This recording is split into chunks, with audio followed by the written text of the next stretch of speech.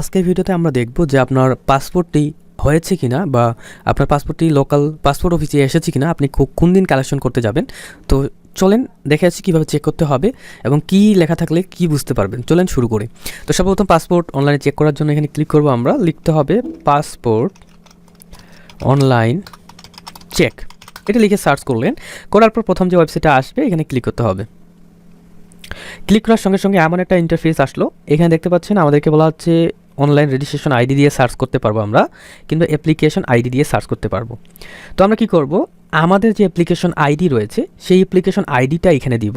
তো স্ক্রিনে দেখতে পাচ্ছেন একটা পিকচার, এখানে পরিষ্কারভাবে দেখা যাচ্ছে এই যে এটা হচ্ছে অ্যাপ্লিকেশন আইডি। এই আইডিটা আপনাকে এখানে বসাইতে হবে, ঠিক আছে। তো আমি আমার যে অ্যাপ্লিকেশন আইডিটা সেটা সুন্দর করে এখানে বসাই দিচ্ছি।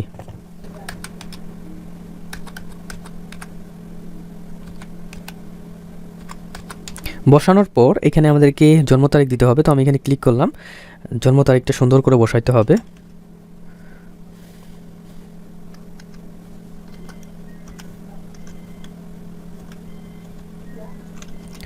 বসানো হয়ে গেলে আমরা আই এম হিউম্যান এখানে ক্লিক করতে হবে, তারপর চেকে ক্লিক করতে হবে।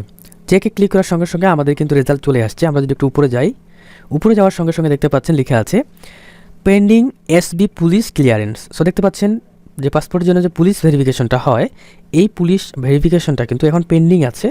এখন পর্যন্ত পুলিশ ভেরিফিকেশনের জন্য কিন্তু কল করা হয়নি, কিংবা পুলিশ ভেরিফিকেশনের জন্য কল করা হয়েছে, এখন পর্যন্ত পুলিশ কিন্তু ক্লিয়ারেন্সটা দেয় নাই, যার কারণে এখানে কিন্তু এরকম আসতেছে। ওকে, সো তারপর আমরা এটা হচ্ছে একটা পাসপোর্টে ছিল, তখন আমরা আরেকটা পাসপোর্টে দেখব। সো আমি এখানে আরেকটা পাসপোর্টের এন্ট্রি করব।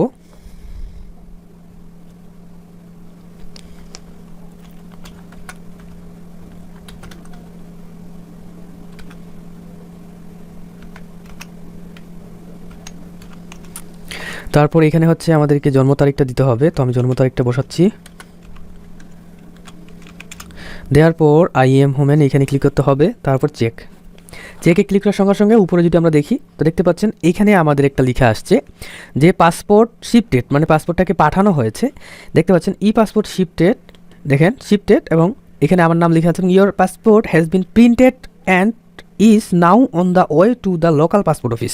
সো দেখতে পাচ্ছেন আমার পাসপোর্টটাকে প্রিন্ট করা হয়েছে এবং এটা লোকাল পাসপোর্ট অফিসে পাঠানো হয়েছে, মানে এটা রাস্তায় আছে, ঠিক আছে। তো পাসপোর্টটা অলরেডি শিফটেড হয়ে গেছে, এটা লোকাল অফিসে কিন্তু পাঠানো হয়েছে, বাট এখন পর্যন্ত লোকাল অফিসে আসে নাই, ঠিক আছে। এবং আসলে আমরা কিন্তু ডেলিভারি স্লিপ নিয়ে গেলেই কিন্তু আমরা কিন্তু নিতে পারবো। সো দেখেন যখন আমাদের পাসপোর্টটা একদম ডেলিভারি দেওয়ার জন্য রেডি থাকবে তখন কি দেখাবে এটা একটু দেখি। সো দেখতে পাচ্ছেন যখন আমাদের পাসপোর্টটা ডেলিভারির জন্য সাকসেসফুল হবে তখন আমাদের স্ট্যাটাসটা এরকম দেখাবে, পাসপোর্ট রেডি ফর ইস্যুরেন্স, দেখতে পাচ্ছেন, এবং এমন লেখা থাকবে e passport ready for issuance বা কালেকশন ডিয়ার, এখানে আমার নাম থাকবে, your new e passport has arrived at the local passport office and is now ready for issuance বা collection, please bring the delivery slip. তো দেখতে পাচ্ছেন এরকম আসবে যে আপনার পাসপোর্টটা একদম পাসপোর্ট অফিসে চলে গেছে, এটা একদম এখন রেডি, একদম আপনাকে দেওয়ার জন্য রেডি হয়ে আছে, আপনি কালেকশন করতে পারবেন। এবং অবশ্যই বলতেছে যে ডেলিভারি স্লিপটা সাথে আনবেন, তাহলে এই পাসপোর্টটা আপনাকে দেওয়া হবে। তো এটাই ছিল ভিডিও।